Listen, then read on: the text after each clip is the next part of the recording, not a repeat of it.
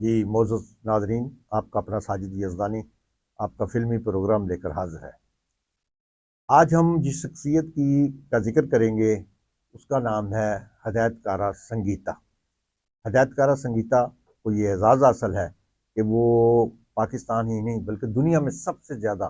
جو ڈائریکشن کی خاتون ڈائریکٹر نے ان میں ایک ہی نام آتا ہے، وہ سنگیتا۔ سنگیتا سے زیادہ کسی نے بھی اتنی بڑی تعداد میں فلموں کی ڈائریکشن نہیں دی، کیونکہ خواتین کا ہدایت کاری کے میدان میں آنا معیوب سمجھا جاتا ہے۔ پوری دنیا میں بہت کم تعداد میں خواتین جو ہے وہ ہدایت کاری کے میدان میں آئیں، مگر ہدایت کارہ سنگیتا نے تو کمال کر دیا۔ انہوں نے بے تحاشا فلمیں بنائیں اردو اور پنجابی کی، اور جس سے انہیں منفرد اعزاز حاصل ہوا کہ ان کا نام ہم سمجھتے ہیں کہ گنیز بک آف ورلڈ میں آنا چاہیے۔ جبکہ اس سے پہلے ہدایت کار مسعود بٹ مردوں میں سب سے زیادہ فلمیں بنانے والے پاکستانی ہدایت کار رہے اور ہیں، اور انہوں نے بھی اپنا نام شامل کرنے کی کوشش کی، مگر چونکہ دنیا میں ایک ہی ہوتا ہے سب سے زیادہ جو نمبر 1 ہے، اس میں تعداد کے لحاظ سے تامل فلموں کو کوئی ڈائریکٹر تھے ان کی تعداد زیادہ پائی گئی، جس کی وجہ سے مسعود بٹ کا نمبر دوسرے نمبر پر آ گیا۔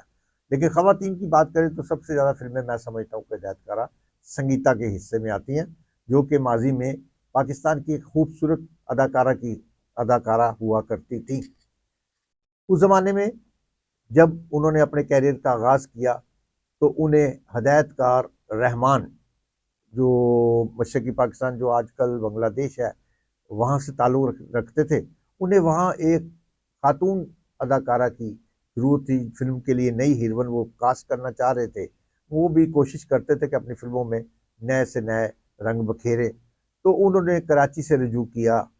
جہاں پر صحافی الیاس رشیدی مرحوم نے سنگیتا کی سفارش کی، کیونکہ ان کے خاندان کے ساتھ تعلقات تھے، تو انہوں نے اس کی سفارش کی، جس پر رحمان نے سنگیتا کو ڈھاکہ بلوا لیا۔ سنگیتا کی عمر اس وقت بمشکل 18 سال بھی نہیں ہوگی میرے خیال، وہ کہتی ہیں 14 سال تھی، چلے مان لیتے ہیں کہ وہ 14 سال کی عمر میں ہی فلم کی ہیروئن بن گئی۔ کنگن نام کی فلم تھی جس میں وہ رحمان کے ساتھ ہیروئن، حالانکہ رحمان کا عمروں کا بہت تضاد تھا، وہ بڑی عمر کے ہیرو تھے، اور وہ اس سے پہلے دیبا کے ساتھ بھی کام کر چکے تھے، بنگلہ دیش کی دوسری اداکاروں کے ساتھ بھی وہ کام کر چکے تھے۔ اور اس کے بعد وہ اس فلم میں اپنی فلم کنگن میں انہوں نے سنگیتا کے ساتھ جوڑی بنانے کی کوشش کی، جو اس لحاظ سے ناکام ہوئی کہ عمروں کا تضاد بہت زیادہ تھا، وہ فلم پاکستان میں پسند نہیں کی گئی، اس وجہ سے سنگیتا کو پھر ابھرنے کا موقع نہ ملا اور پہلی ہی فلمی ناکامی سے ہمکنار ہو گئی۔ جس کے بعد انہیں شباب قرانوی نے اپنی فلم انصاف اور قانون، اس طرح ایم صادق نے بہارو پھول برساؤ، اور دیگر ہدایت کاروں نے انہوں نے اپنی فلموں میں سیکنڈ ہیروئن یا سپورٹنگ کاسٹ میں سائن کر لیا۔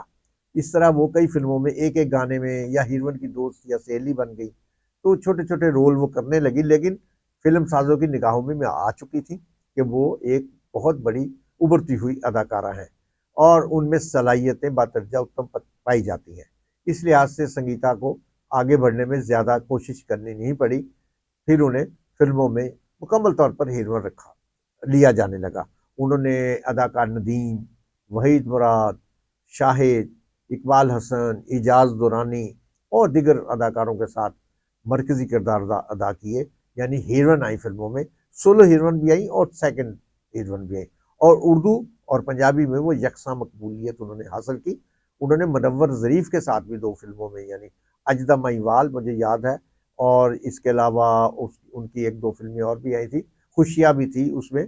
تو سنگیتا کے ساتھ منور ظریف بھی ہیرو آئے، اور اس کے علاوہ حبیب نے بھی ان کے ساتھ اداکاری کا مظاہرہ کیا، اور میں سمجھتا ہوں کہ محمد علی کا نام نہ لیا جائے تو بہت بڑی زیادتی ہوگی۔ تو پاکستان کے تقریباً صفحے اول کے تمام اردو پنجابی کے ہیروز کے ساتھ اداکارہ سنگیتا نے اپنے فن کے جوہر دکھائے اور کامیابی حاصل کی۔ مگر پھر ایک زمانہ آیا کہ انہیں صرف سیکس سمبل کے طور پر، انہیں صرف ایک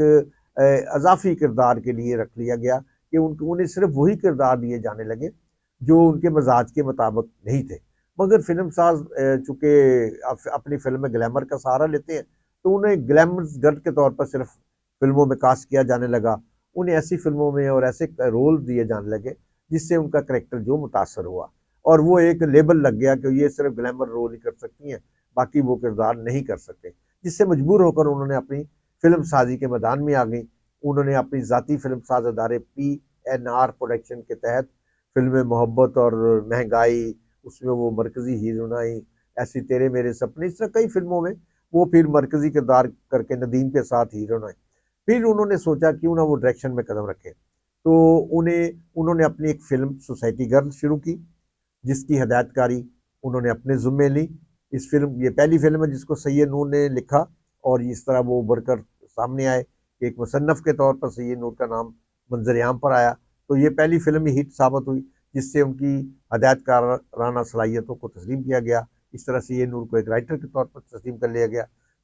سوسائٹی گرل نے ان کے لیے نئی راہیں متعین کر دی۔ اس کے بعد انہوں نے عشق عشق، محل میرے سپنوں کا، اور بے شمار فلمیں، پھر ایک دور پنجابی فلموں کو آیا، رائی صاحب والا، اس دور میں انہوں نے پنجابی فلمیں بنائی، پھر اس کے بعد شان کا دور آیا، پھر انہوں نے ڈائریکشن دی۔ تو اداکاری کو وہ خیر بات کہہ گئی، لیکن کبھی کبھی وہ اپنی ذاتی فلموں میں اپنے مختصر کردار میں یا اولڈ کردار میں نظر آتی رہیں، اور اب بھی آتی ہیں۔ کئی ڈراموں میں بھی انہوں نے کام کیا، پی ٹی وی کے، ہم سیریل کے، جیو کے اور دوسرے ایئر وائی کے کئی ڈراموں میں